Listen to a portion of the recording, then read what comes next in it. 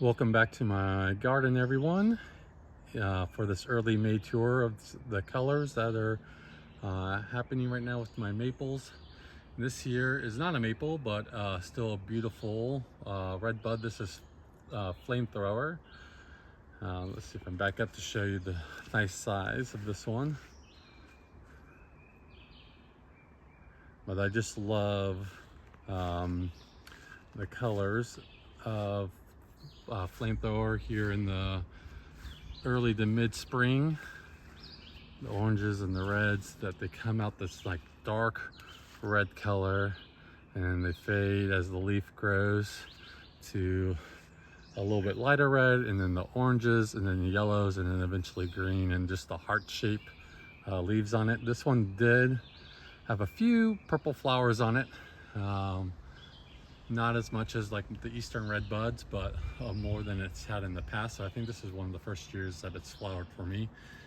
It's been planted here now for maybe 2 or 3 years. I got it actually in a nice, like a 5-gallon size from my local nursery. So I was luckily able to find a decent size on it locally. But yep, Flamethrower Redbud, beautiful tree.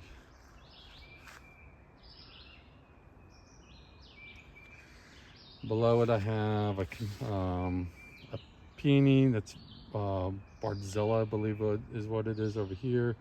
And this is a purple David Austin rose that the deer ate all the first roses on.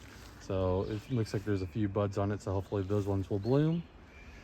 Over here is my Deodar cedar filling blue, so kind of training it up. The Deodars do really well here in the south. So yep, but just training this one up, and then I'll eventually let it kind of weep back down. But yeah, nice blue, blue-green foliage on it. Next to that, I have my Tamukiyama. So this is one that the deer ate pretty heavily on for whatever reason this year. And so you can see all the red growth is from the areas where they ate, and the maroon growth is the old growth. So right now it has this kind of neat two-tone look to it. So I'm kind of enjoying that, because normally it's all the same color. But Tamukiyama is an old classic lace leaf, dissectum leaf. It's been around for 300 years or so, I think is what it's when it was discovered in like the 1700s. But yeah, there's a reason why it's a classic and it's still around, because it's just a great performing tree. This one for me holds its red very well. Usually until late August, when it kind of slowly greens up a little bit before pushing that scarlet fall color. But yep, Tamukiyama. So just kind of enjoying that two-tone look that it has right now. Don't get to see that every year. Another Bardzilla peony. And next to that is my Sangu Kaku. So you can see some of the red bark on it, some of the new growth. But this one comes out like a lime green, and then kind of fades to this color green. But yeah, that bright green when the bark is still like fire engine red is pretty spectacular. And then also this turns like a butter yellow, a very consistent butter yellow in the fall for me every year. So that yellow against the red bark is also pretty nice. But Sangu Kaku. So this one will get big and kind of fill in this space. So I have the Tamukiyama kind of growing below it, and then the Deodar filling blue next to it. Here's one of my roses that the deer also ate. This is another David Austin rose. It has a really good scent, more pink, so hopefully it leaves these buds for me to kind of enjoy. I don't remember the name of it, but yep, just it might, I don't remember, but yep. David Austin Pink Rose. This one had a little bit of struggle. We actually had a true winter this year, and this one's barely hardly in the area, and I think just because it's a little bit more open than the other one I have. This is a Robin Candle Podocarpus. We're kind of on a zone 7A, 6B, and this is definitely a zone 7B.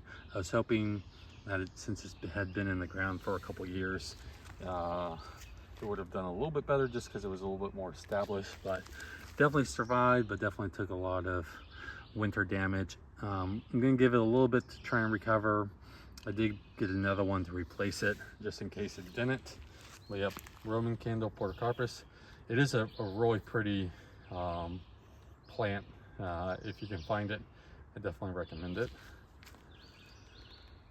Over here is one of my camellias. This is chameleon October Magic Orchid. It's a really pretty flower in the fall. This is Sangu. Yep, pretty. I like the shiny leaves on it. You can kind of see some of the older growth. But yep, camellias. Some of my daylilies. Hopefully the deer leave the blooms alone, but they usually come in right when they're about to open and bite them off. And then we got one more tree I'm going to show you for this tour, which is kind of back here in the woods, on the wood line, which is my Seiryu. So this is a upright weeping style dissectum leaf. It's really pretty. Right now it's more in the green phase. As the summer goes on, it kind of gets more of that emerald color, so blue-green-ish color.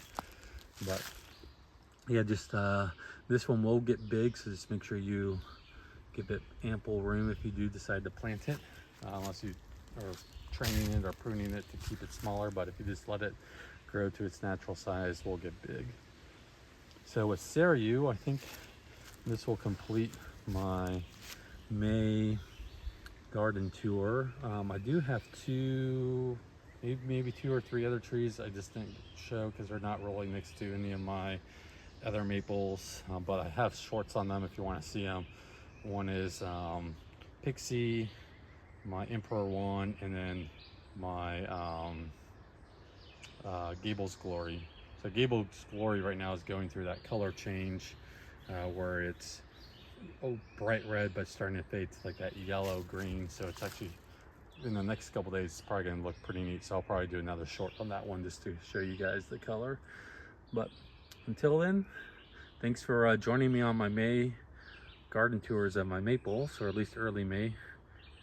They're always ever changing, especially this time of year when they're kind of going into their summer colors but still getting that secondary flush. But I hope you guys enjoyed these tours, and I hope you guys are getting out in your gardens and enjoying those ones as well.